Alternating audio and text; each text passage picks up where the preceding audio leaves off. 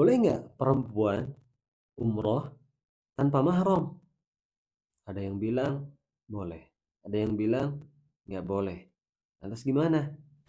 Nah, jadi teman-teman semuanya, memang ini terjadi silang pendapat di kalangan para ulama. Ada yang bilang boleh, ada yang bilang tidak. Yang pertama, tidak boleh perempuan itu safar termasuk haji ataupun umroh kalau tidak dibarengi dengan mahram. Dalilnya kuat. Rasulullah Shallallahu Alaihi Wasallam beliau mengatakan, janganlah seorang laki-laki berduaan dengan perempuan kecuali perempuan tersebut ada mahramnya. Wala tusafiril mar'atu illa ma'adhi mahramin.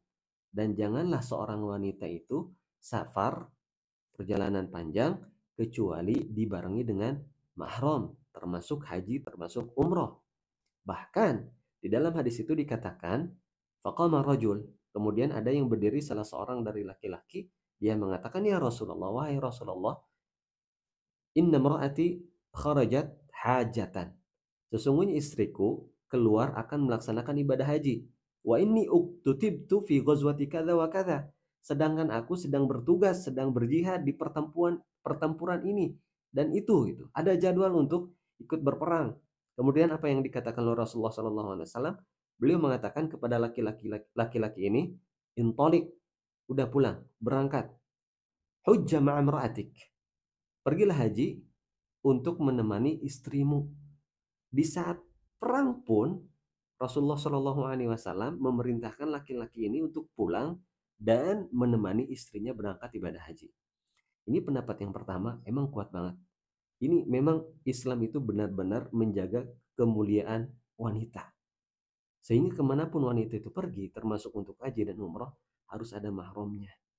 Nah, ini kuat banget. Dan ini pendapat Abu Hanifah dan satu riwayat dari Imam Ahmad.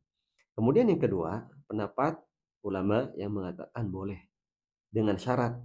Syaratnya apa? Di situ ada rombongan perempuan yang memang amanah, artinya rombongan travel misalnya, rombongan jemaah. Nah, di situ amanah orang-orangnya, artinya aman dari fitnah gitu. Karena ini pun pendapat yang kedua ini berlandaskan apa?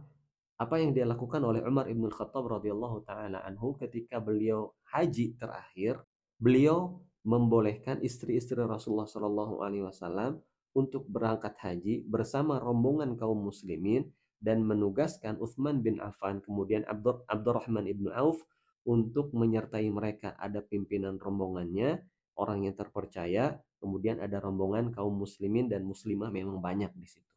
Maka ini pendapat yang kedua yang mengatakan boleh dengan syarat yang tadi. Tetapi wallahu taala alam, kalau nanya pribadi ke saya pribadi lebih condong kepada pendapat yang pertama. Sehingga kenapa?